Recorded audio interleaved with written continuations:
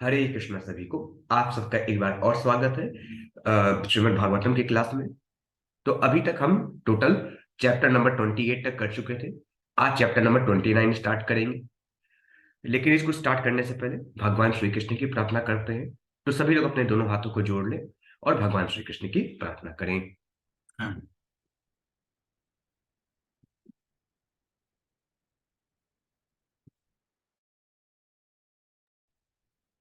ओम नमो भगवते वासुदेवाय। जन्माधस्य यतो अन्व्यादितरश्चार्थस्विगस्वराट तेने ब्रह्महृदायादि कवये मुह्यन्ते च सूरयाः तेजो वारिमृगां यथा विनिमयो यतते सर्गो मृषा धाम्ना स्वेन सदा निरस्तकुहकं सत्यं परं धीमहि। नारायणं नमस्कृत्य नरं चैव नरोत्तमं देवीं सरस्वतीं व्यासं ततो जयमुदीरयेत्। अब चैप्टर नंबर 29 स्टार्ट करते हैं, जिसका शीर्षक है भगवान कपिल द्वारा भक्ति की व्याख्या।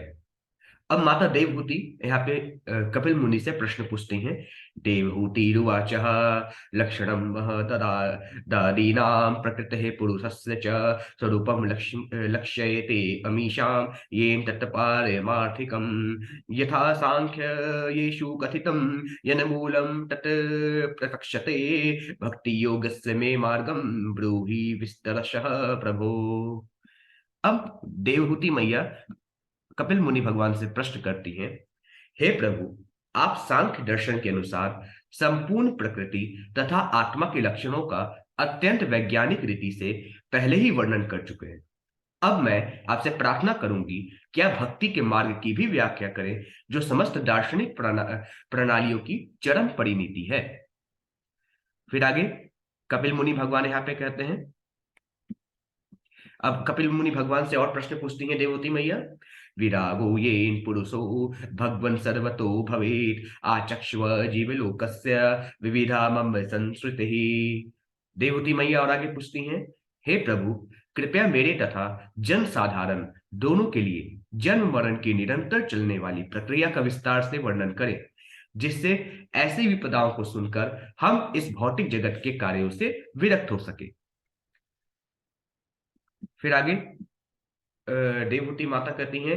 कालस्ते अश्वर रूपस्य परेशाम च परस्य ते स्वरूपं पत्ते कुर्वन्ति यद्धेतो कुशलम जनः।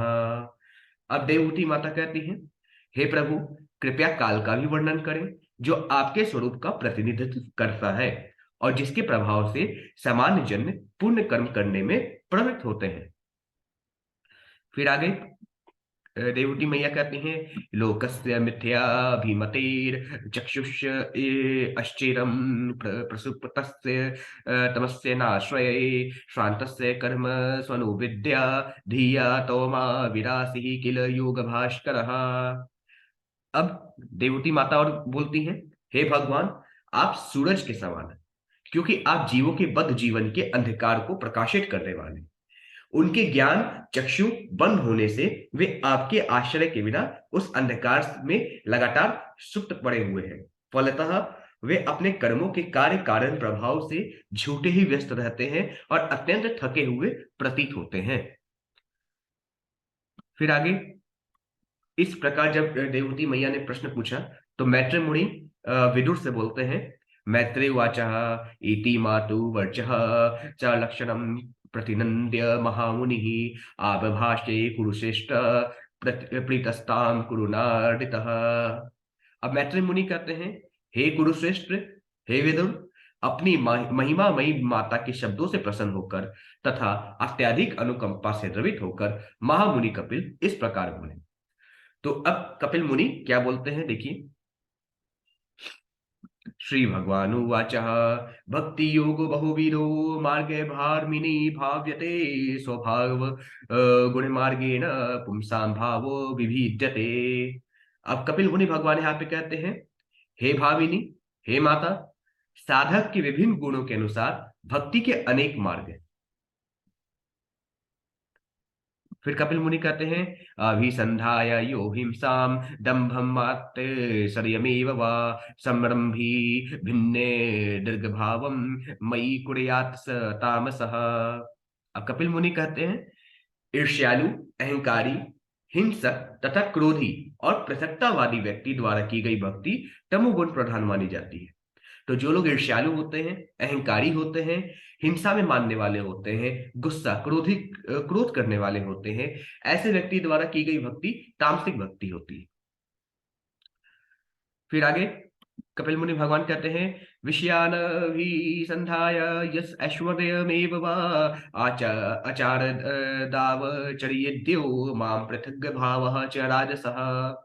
फिर कपिल मुनि भगवान कहते हैं, मंदिर में एक पृथकतावादी द्वारा भौतिक भोग, यश तथा ऐश्वर्य के प्रयोजन से की जाने वाली विग्रह पूजा रजोगुणी भक्ति है।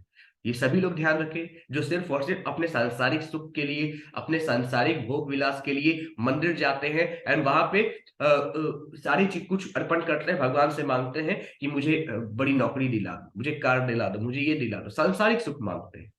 तो यहाँ पे कपिल भगवान कहते हैं ऐसी भक्ति राजसिक भक्ति है। जो लोग भौतिक यश, ऐश्वर्य, भोग के प्रयोजन से मंदिर में अर्चन विग्रह की पूजा करते हैं।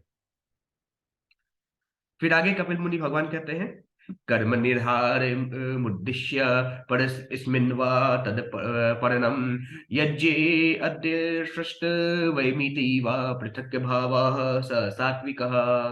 अब कपिल मुनि भगवान कहते हैं, जब भक्त भगवान की पूजा करता है और अपने कर्मों की त्रुटि से मुक्त होने के लिए अपने कर्म फलों को अर्पित करता है तो उसकी भक्ति सात्विकी है। तो जब भी हम मंदिर जाएं या जब भी हम भगवान की पूजा करें, हमेशा ध्यान में रखें, हमेशा भगवान के श्री चरणों में अपने कर्म फलों को रखें कि प्रभु मुझे कर्म फल के बंधन से मुक्त कर दो और सदा सदा के लिए अकर्म करने की प्रेरणा दो। ये हमें हमेशा याद रखना चाहिए। फिर आगे कपिल मुनि भगवान कहते हैं, मध्य गुण श्रुति मात्रेण मयि सर्व गुहाशय मनोगति रविच्छिन्ना यथा गंगा सुअम्बुधो लक्षणम भक्ति योगस्य निर्गुणस्य हयुदाहृतम अहेतुक्य वैवहित या भक्ति पुरुषोत्तमे। अब कपिल मुनि भगवान कहते हैं, जब मनुष्य का मन प्रत्येक व्यक्ति के हृदय के भीतर वास करने वाले भगवान के दिव्य नाम तथा गुणों के श्रवण की ओर तुरंत आकृष्ट हो जाता है तो निर्गुण भक्ति का प्राकट्य होता है। जिस प्रकार गंगा का पानी स्वभावतः समुद्र की ओर बहता है, उसी प्रकार ऐसा भक्ति में आह्लाद बिना रोक टोक के परमेश्वर की ओर प्रवाहित होता है। फिर आगे कपिल मुनि भगवान कहते हैं, सालोक्य शास्त्री सामीप्य सामीप्य सारूप्येकत्वमुप्युत दीयमानं न गृह्णान्ति वीन मत सेवनम जनः। अब कपिल मुनि भगवान कहते हैं, शुद्ध भक्त सलोक्य, शास्त्री, सामीप्य, सारूप्य या एक तत्व में से किसी प्रकार का मोक्ष स्वीकार नहीं करते, भले ही ये भगवान द्वारा क्यों ना दिए जा रहे। फिर आगे कपिल मुनि भगवान कहते हैं, स एव भक्ति योगाख्य आत्यंतिक उदाहृतः येनात्रेति व्रज्य त्रिगुणम मद्भावा योपपद्यते। अब कपिल मुनि भगवान कहते हैं, जैसा कि मैं बता चुका हूं, भक्ति का उच्च पद प्राप्त करके मनुष्य प्रकृति के तीनों गुणों के प्रभाव को लांघ जाता है और दिव्य पद पर स्थित हो सकता है जिस तरह भगवान है। फिर आगे कपिल मुनि भगवान कहते हैं, निषेवितेन निमित्तेन समधर्मेण महीयशा क्रिया योगेन सस्तेन नति हिंसनेन नित्यशः। अब कपिल मुनि भगवान कहते हैं, भक्त को अपने नियत कार्यों को संपन्न करना चाहिए, जो यशस्वी हो और बिना किसी भौतिक लाभ के हो उसे अधिक हिंसा किए बिना अपने भक्ति कार्य नियमित रूप से करने चाहिए। फिर आगे कपिल मुनि भगवान कहते हैं, मद्धि अश्नय दर्शन स्पर्श पूजास्तु अत्यभिवंदन है भूतेषु मद भावनया सतत्वेनास्य संगमेन चः। अब कपिल मुनि भगवान कहते हैं, भक्त को नियमित रूप से मंदिर में मेरी प्रतिमा का दर्शन करना, मेरे चरण कमल स्पर्श करना तथा पूजन सामग्री एवं प्रार्थना अर्पित करना चाहिए। उसे सात्विक भाव से वैराग्य दृष्टि रखनी चाहिए और प्रत्येक जीव को आध्यात्मिक दृष्टि से देखना चाहिए। फिर आगे कपिल मुनि भगवान कहते हैं, महतां बहुमानेन दीनानामनुकम्पया मैत्रया चैवात मतुल्येषु यमेन नियमेन च। अब कपिल मुनि भगवान कहते हैं, भक्त को चाहिए कि गुरु तथा आचार्यों को सर्वोच्च सम्मान प्रदान करते हुए भक्ति करे। उसे दीनों पर दयालु होना चाहिए और अपनी बराबरी के व्यक्तियों से मित्रता करनी चाहिए, किंतु उसके सारे कार्यकलाप नियम पूर्वक तथा इंद्रिय संयम के साथ संपन्न होने चाहिए। फिर आगे कपिल मुनि भगवान कहते हैं, आध्यात्मिकानुश्रवणा नाम संकीर्तना च मे आजरे विना यद संगेन निरंक्य क्रियया यतः। अब कपिल मुनि भगवान कहते हैं, भक्त को चाहिए कि आध्यात्मिक बात ही सुने और अपने समय का सदुपयोग भगवान के पवित्र नाम के जप में करे। उसका आचरण सुस्पष्ट एवं सरल हो, किंतु वह ईर्ष्यालु न हो। वह सबों के प्रति मैत्रीपूर्ण होते हुए भी ऐसे व्यक्तियों की संगति से बचे जो आध्यात्मिक दृष्टि से उन्नत नहीं है। फिर आगे कपिल मुनि भगवान कहते हैं, मद धर्मणो गुणैरेतः परिसंशुद्ध आशय पुरुषस्य अंजा अंच सा भयति श्रुतमात्र गुणम ही माम। अब कपिल मुनि भगवान कहते हैं, जब मनुष्य इन समस्त लक्षणों से पूर्णतया संपन्न होता है और इस तरह उसकी चेतना पूरी तरह शुद्ध हो लेती है, तो वह मेरे नाम या मेरे दिव्य गुण के श्रवण मात्र से तुरंत ही आकर्षित होने लगता है। फिर आगे कपिल मुनि भगवान कहते हैं, यथावात रथोर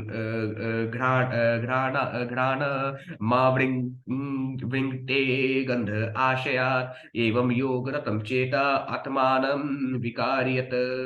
अब कपिल मुनि भगवान कहते हैं, जिस प्रकार वायु का रथ गंध को उसके स्रोत से ले जाता है और तुरंत घ्राणेन्द्रियां तक पहुंचाता है, उसी प्रकार जो व्यक्ति निरंतर कृष्ण भावना भावित भक्ति में संलग्न रहता है, वह सर्वव्यापी परमात्मा को प्राप्त कर लेता है। श्लोक नंबर 20 तक भगवान क्या कहते हैं ये हमने देखा। श्लोक नंबर 21 से कल को हम देखेंगे भगवान क्या कहते हैं। आज के लिए बस इतना ही। सभी को हरे कृष्ण।